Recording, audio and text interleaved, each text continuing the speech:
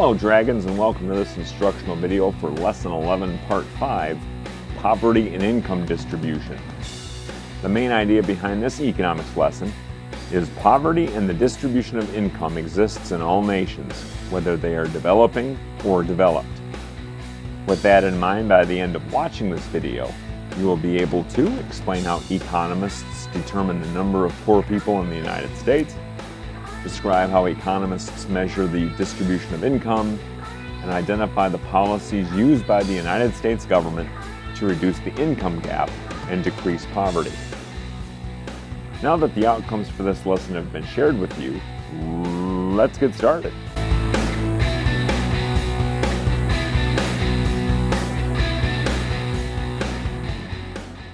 The income gap between the richest and the poorest Americans was wider in the 1990s than at any other time since World War II.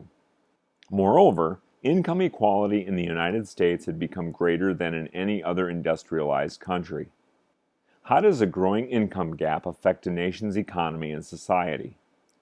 Should the U.S. government take action to reduce this gap? These are the sorts of questions that U.S. policymakers must address as they try to balance economic equity with other goals in an increasingly competitive and global economy. Another way to examine the economic well-being of a nation is to measure the number of people who are living in poverty.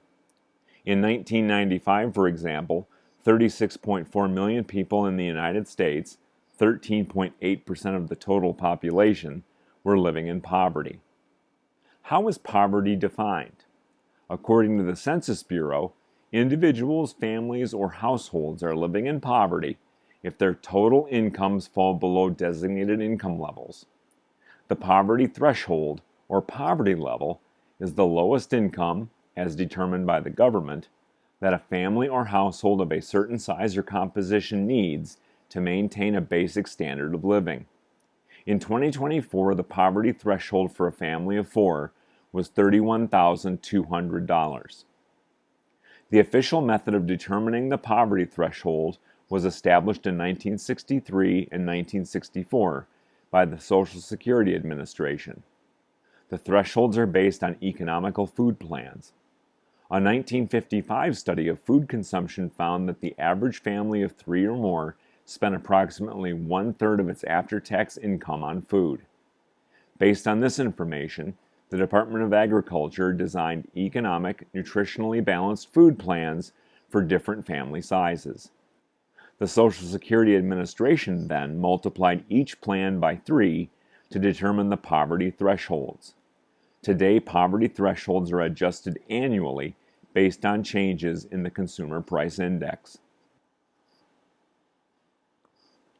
The poverty rate is the percentage of individuals or family in the total population, or a subset of the population, that are living in poverty. In 2022, the poverty rate was 11.5%.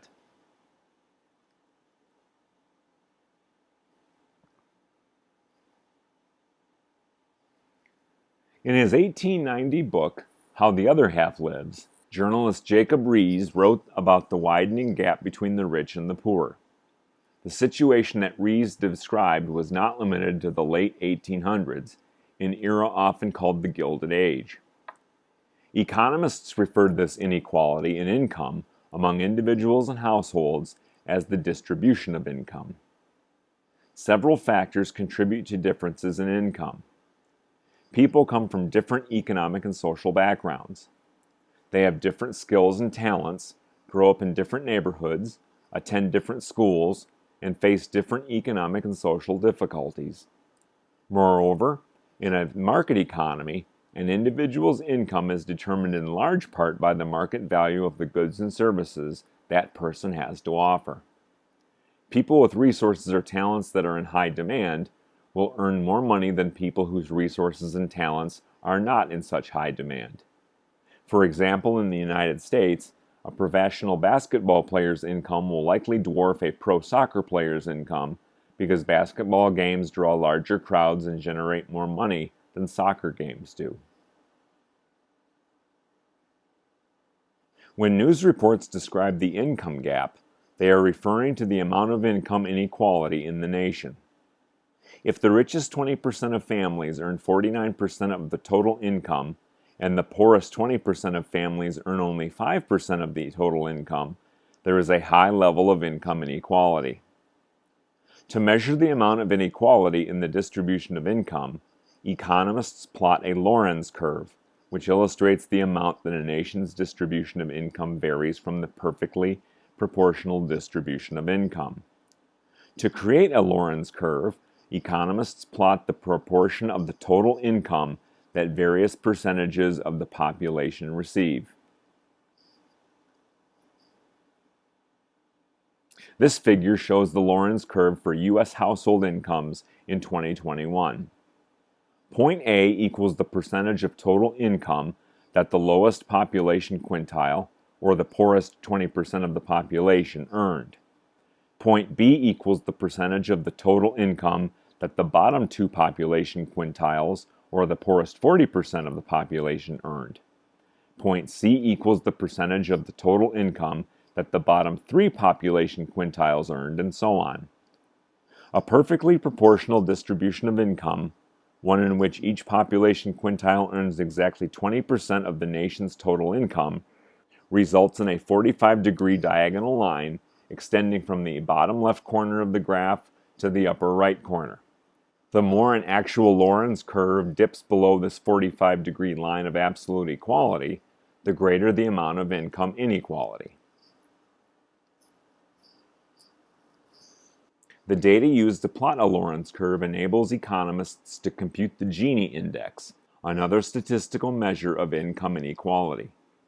The Gini index ranges from 0.0, where each family or household receives an equal share of the total income, to 1.0, where one family or household receives all of the income.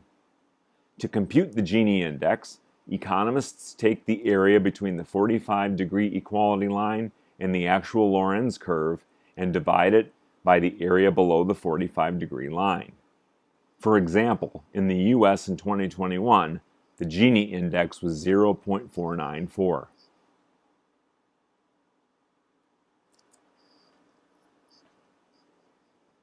Measures of income distribution tend to overemphasize income inequality for two main reasons. First, the definition of income for this purpose is very limited. The data that are used to determine the distribution of income are based on families' or households' gross incomes before deductions for such expenses as personal income taxes, Social Security, Medicare, health insurance, and union dues. Income does not include capital gains or the value of non-cash benefits that families or households may receive, such as food stamps, health benefits, or low-cost housing. Second, most measures of income distribution do not differentiate among families or households of different sizes or ages, or with different numbers of wage earners. People tend to earn different amounts of income at different stages in their lives, and families of different sizes and ages need different amounts of income.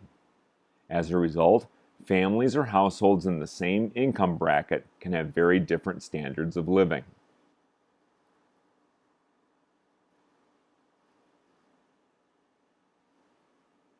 Are the rich getting richer and the poor getting poorer? This question has become a heated political issue in the United States in recent decades. Some politicians and economists assert that the income gap is not really increasing as much as it may seem, since income estimates are based on pre-tax figures and do not include non-cash benefits. Others argue that even if the gap is increasing, the increase may simply be occurring at a faster rate for rich families than for poor, rather than only at the upper end of the scale. The growing income gap in the United States stems from a variety of economic and social changes. Economists usually cite the following factors as the main causes of the widening disparity in income: changes in households, changes in the labor market, rapid changes in technology, and the growth of a global economy.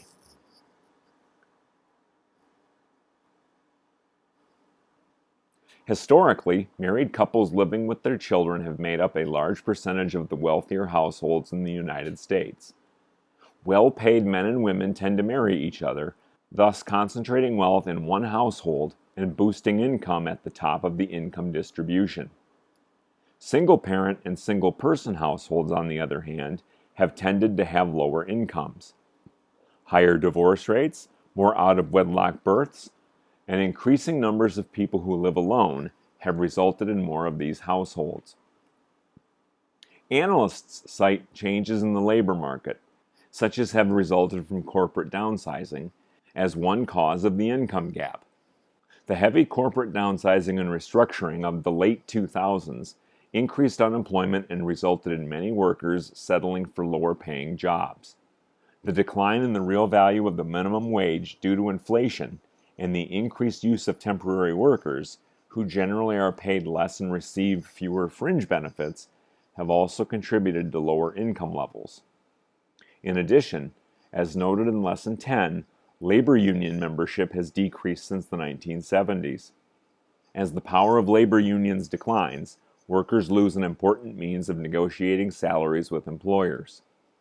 In other countries where labor unions are not as powerful, a greater income gap exists between workers with similar jobs.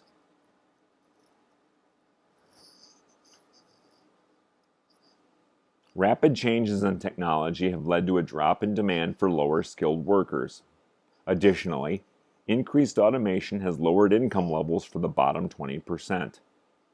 The increase in jobs for highly skilled, trained, and educated workers has helped boost incomes for the top 20%. Income levels tend to reflect education levels because technological changes make advanced education and computer skills a necessity. The need for education is more important than ever. As the economy becomes more global, the U.S. companies are relocating production to other countries where laborers will work for less pay. As a result, the demand for unskilled workers in the United States has decreased, and low-skilled workers in the United States find it harder to find employment. This means that these U.S. workers end up at the bottom of the income distribution.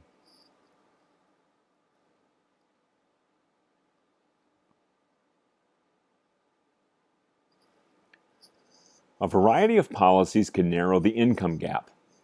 Programs that increase access to educational resources and provide training for low-skilled workers may help narrow the income gap. The government also can redistribute income by increasing taxes for the wealthy or spending more on programs that provide assistance to low-income groups. Other suggestions for improving income equality include raising the minimum wage, setting wage levels, and prohibiting companies from building plants in foreign countries where labor is cheaper.